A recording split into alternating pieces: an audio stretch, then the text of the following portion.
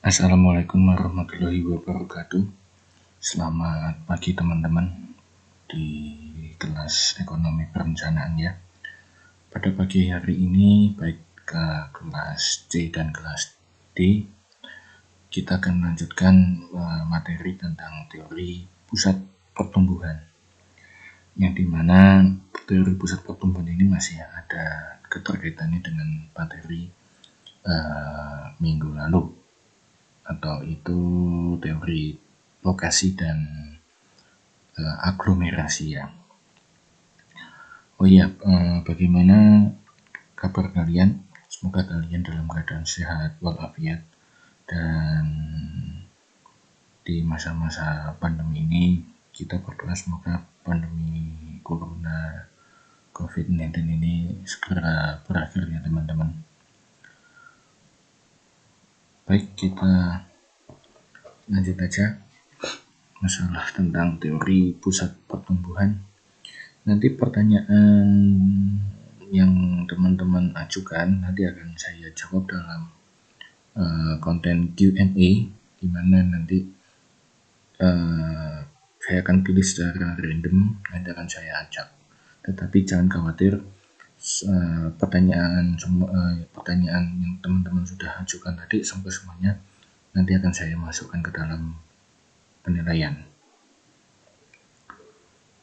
Baik, latar belakang pertumbuhan atau growth pulse. Ini pemikiran Perroux ya. Ini ekonom dari Prancis, muncul sebagai reaksi terhadap pandangan para ekonom pada zaman dahulu seperti Schumpeter yang berpendapat bahwa transfer pertumbuhan antar wilayah itu umumnya berjalan lancar, sehingga perkembangan penduduk, produksi, dan kapital tidaklah selalu proporsional antar waktu. Akan tetapi kenyataannya menunjukkan kondisi yang sebaliknya, di mana transfer pertumbuhan ekonomi antar daerah umumnya tidaklah lancar, tetapi cenderung terkonsentrasi pada daerah-daerah tertentu yang mempunyai keuntungan lokasi. Nah, ini pertumbuhan ekonomi cenderung terkonsentrasi pada daerah tertentu yang didorong oleh adanya keuntungan aglomerasi yang timbul karena adanya konsentrasi kegiatan ekonomi. Selanjutnya, mendorong pula peningkatan efisiensi kegiatan ekonomi yang berdampak positif bagi pembangunan ekonomi nasional. Pandangan ini kemudian juga didukung oleh Hirschman yang mengidentifikasi adanya daerah tertentu yang bertumbuh sangat cepat, growing point, dan ada pula yang bertumbuh sangat lambat, lagging regions. Hal ini terjadi karena dalam proses pembangunan, efek aliran, trickling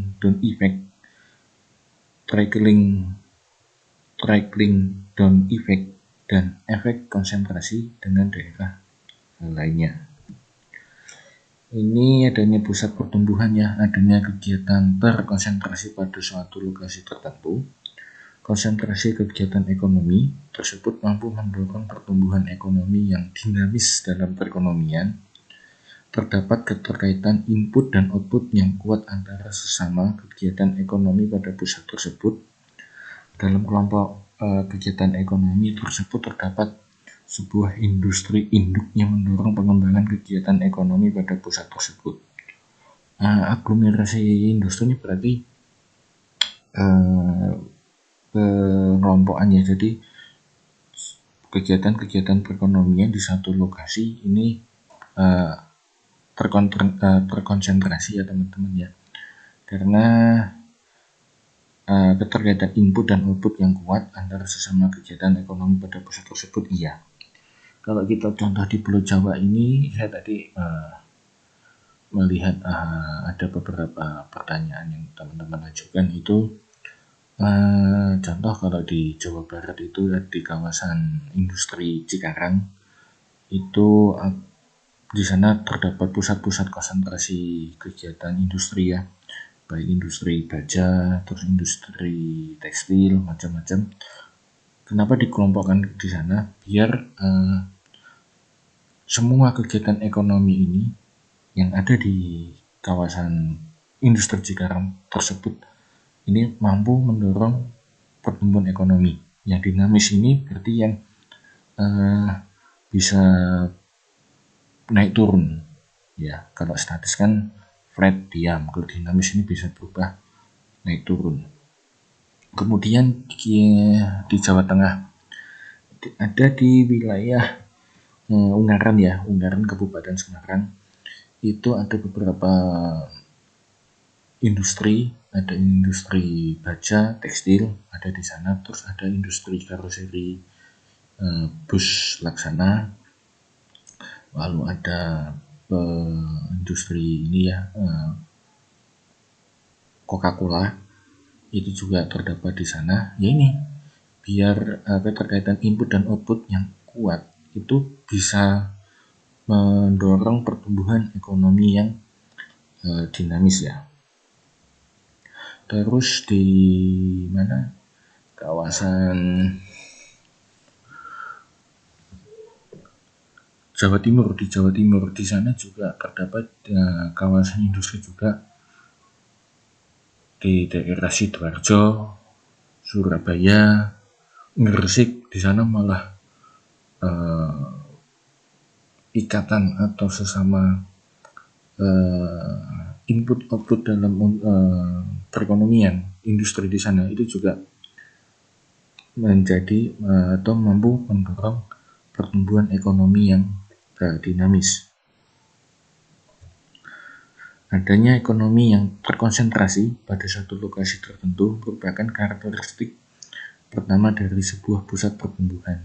Ini berarti bahwa analisa pusat pertumbuhan tidak berlaku untuk kegiatan ekonomi tertentu saja, tetapi harus menyangkut dengan kumpulan beberapa kegiatan ekonomi lainnya. Jadi seperti yang tadi saya jelaskan yang di mana Ungaran. Jadi pusat pertumbuhan ini tidak berlaku pada kegiatan ekonomi. Di sana banyak tadi macam-macam. Ada industri tekstil, lalu ada industri baja, baik baja ringan, baja sedang maupun baja berat. Kemudian ada pabrik semen di sana. Kebetulan pabrik semennya kalau teman-teman batu, pemecah batu, pemecah batu. Industri pemecah batu itu kalau teman-teman lewat dari tol Solo Semarang itu pasti di kanan kiri jalan tol itu akan terlihat adanya industri pemecah batu. Karena industri pemecah batu ini harus agak jauh dari lingkungan penduduk. Karena kegiatan ekonomi tersebut, ya kita lanjut, terkonsentrasi pada lokasi tertentu. Maka analisa tidak dapat dikaitkan untuk analisa ekonomi nasional, tetapi menyangkut ekonomi regional. Keuntungan aglomerasi. Keuntungan aglomerasi baru dapat muncul bila mana terdapat keterkaitan yang erat antara kegiatan ekonomi yang ada pada konsentrasi tersebut, baik dalam bentuk keterkaitan dengan input backward linkage atau keterkaitan dengan output atau forward linkage. Dengan adanya keterkaitan ini akan menimbulkan berbagai bentuk penghematan biaya produksi, ongkos angkut bahan baku, dan hasil produksi serta penghematan biaya penggunaan fasilitas karena beban dapat ditanggung bersama. Ini ada beberapa kritik yang ditujukan ke Perox ya. Kalau teman-teman yang ahli bahasa Prancis nanti kalau saya salah penyebutannya nanti mau dibenarkan yang benar itu seperti apa, karena ini orang Prancis. Nama panjangnya itu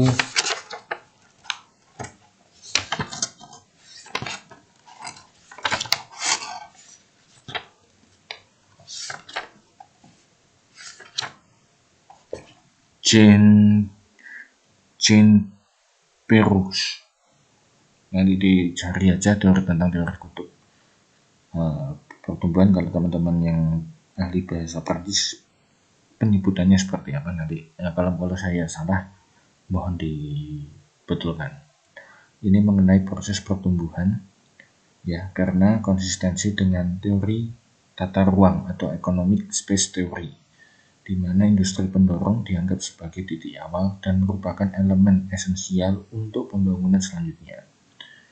Perus lebih menekankan pada aspek pemusatan pertumbuhan. Jadi Perus ini lebih menekankan bahwa di pemusatan pertumbuhan itu haruslah menjadi tata ruang, karena industri pendorong ini di sekitarnya ini dianggap sebagai titik awal ya, dan sebagai elemen yang sangat-sangat fundamental sekali untuk pembangunan yang berkelanjutan. Lalu ada beberapa kritik lagi terhadap teori kutub pertumbuhan yang dikemukakan oleh Perus. Kenyataannya menunjukkan bahwa besarnya suatu industri sendiri tidak cukup menjamin pertumbuhan ekonomi. Ya, karena industri itu yang besar di wilayah tersebut kan ada beberapa industri. Apakah industri yang besar tersebut dapat menjamin pertumbuhan ekonomi? Kenyataannya enggak, harus ada ditopang oleh beberapa industri-industri pendorong di sekitarnya untuk menjamin pertumbuhan ekonomi. Lalu konsep pertumbuhan yang tidak seimbang, ya, karena ketidakmerataan ya pertumbuhan baik di Pulau Jawa, di Kalimantan, Maluku, maka konsep pertumbuhan ini juga tidak seimbang. Lalu kedudukan industri pendorong yang terlalu berlebihan, bisa jadi iya, bisa juga enggak nih kalau menurut pandangan saya. Karena apa? Industri pendorong ini banyak ya, karena di sekelilingnya tersebut ini bisa menjadi baik kalau itu sejalan, atau bisa menjadi berlebihan apabila si kutub pertumbuhannya ini tidak memberikan efek apapun. Teori kutub tidak memberikan penjelasan yang dalam mengenai proses aglomerasi. Ini menjadi suatu perdebatan ya, yang teori kutub ini, karena ya sudah, proses teori kutub lalu ada proses aglomerasi, ya sudah, itu selesai. Tetapi apakah ada penjelasan yang lain di sana, ini masih menjadi perdebatan. Mengikuti pendapat Perus, Boudeville mendefinisikan kutub pembangunan wilayah sebagai seperangkat industri sedang berkembang yang berlokasi di suatu perkotaan. Melalui wilayah pengaruhnya, teori Boudeville dapat dianggap sebagai pelengkap terhadap teori tempat sentral yang diformulasikan oleh Christaller dan kemudian diperluas oleh Walsh. Boudeville mengemukakan bahwa aspek kutub fungsional ini dapat memberikan pula perhatian yang berlebih. Kegagalan dampak pertumbuhan ke wilayah pengaruh. Teori kutub pertumbuhan dianggap gagal karena berhasil membuktikan terjadinya dampak spillover ya. Spillover ini eksternalitas kegiatan ekonomi atau proses yang mempengaruhi ke bawah secara lugas. Gejala ini disebabkan karena pusat pertumbuhan yang umumnya adalah kota besar, ternyata sebagai pusat konsentrasi penduduk dan berbagai kegiatan ekonomi dan sosial adalah cukup kuat, sehingga terjadi urbanisasi dari desa-desa di dalam wilayah pengaruh ke pusat pertumbuhan kota, atau terjadilah dampak polarisasi. Yang dinamakan dampak polarisasi itu lebih besar pengaruhnya dibandingkan dampak aliran ke bawah. Dampak aliran ini menimbulkan dampak negatif ya terhadap wilayah pengaruh yang oleh Gunnar Myrdal. Gunnar Myrdal ini ekonom yang di tahun berapa itu sekitar tahun 80 atau 90-an ini mendapatkan Nobel Ekonomi. Ya, jadi yang dia kemukakan bahwa dampak polarisasi yang lebih besar pengaruhnya dibandingkan dampak aliran ke bawah ini oleh Myrdal dinamakan backwash effect. Ini ini mungkin sekalian menjawab tadi yang pertanyaan ada beberapa teman-teman, nanti saya jawab di video selanjutnya, yaitu video Q&A. Kegagalan teori kutub pertumbuhan dapat ditunjukkan oleh strategi kebijaksanaan pembangunan daerah yang dilakukan pemerintah pusat dan daerah lebih banyak diarahkan pada wilayah perkotaan. Akibatnya, kota yang relatif besar makin bertumbuh pula investasi prasarana perkotaan, utilitas perkotaan, dan fasilitas pelayanan perkotaan yang terus meningkat akan menimbulkan kepadatan, kemacetan, dan polusi udara. Contoh nyata seperti di Jakarta, Surabaya, Medan, lalu Makassar yang di Sulawesi Selatan. Ini bukti bahwa kegagalan teori kutub pertumbuhan ini oleh pemerintah. Jadi kebijakan pembangunan yang dilakukan oleh pemerintah baik pusat dan daerah ini lebih banyak diarahkan pada wilayah perkotaan. Jadi penyebaran pembangunan ini malah memusat nih. Bukannya yang seharusnya itu menyebar, tetapi ini malah memusat. Maka dari itu kota yang relatif besar ini makin bertumbuh ya. Contoh nyata kota kita sendiri saja, kota Solo. Kota Solo kan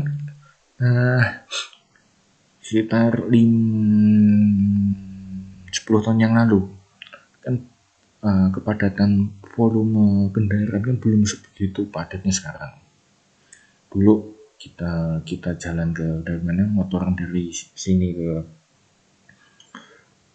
Kota Barat aja 10-15 menit itu nyampe. Sekarang aja kita motoran kurang lebih perjalanan di jalan itu kita bisa menghabiskan waktu 30 atau sampai 40 menit. Karena apa? Karena memang fasilitas atau pelayanan yang perkotaan yang ada di Kota Solo sendiri itu menjadi lebih banyak ya. Karena pembangunannya itu ya udah hanya di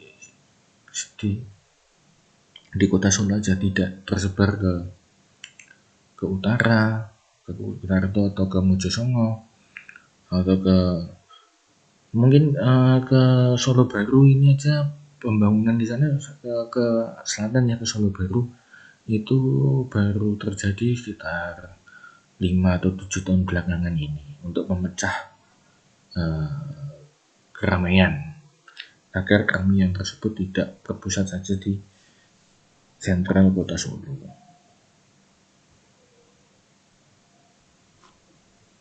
Oke, lanjut. Suntikan dana investasi kepada wilayah yang terpengaruh ya. Ini ada beberapa. Keterkaitan ekonomi dan pembangunan antara kota sebagai pusat pertumbuhan dan wilayah pengaruh di sekitarnya ini harus ditingkatkan. Iya. Apabila enggak, akan menjadi ketimpangan antara pembangunan dengan pusat pertumbuhan dan wilayah yang di sekitarnya. Lalu pembangunan wilayah pengaruh yang dilakukan harus berorientasi pada penawaran supply side, yaitu tersedianya sumber daya yang cukup potensial harus pula berorientasi pada permintaan. Ini harus sejalan ini antara supply side dan demand side agar menjadi lebih seimbang. Kalaupun supply side-nya lebih banyak tetapi demand-nya sedikit, juga pembangunan wilayah tidak akan menjadi pengaruh. Begitupun juga sebaliknya. Kemudian suntikan ke wilayah pengaruh selain dalam bentuk investasi fisik, misalnya subsektor tanaman pangan yang didukung oleh prasarana irigasi iya harus, karena ya namanya tanaman pangan itu harus ada sumber pengairan irigasi. Apabila musim kemarau tiba ya, itu irigasi sangat diperlukan untuk pengairan subsektor tanaman pangan. Jalan desa, iya, jalan desa ini sebagai infrastruktur yang sangat penting. Kemudian perkebunan untuk menyediakan lahan agar ketahanan pangan itu bisa terjaga.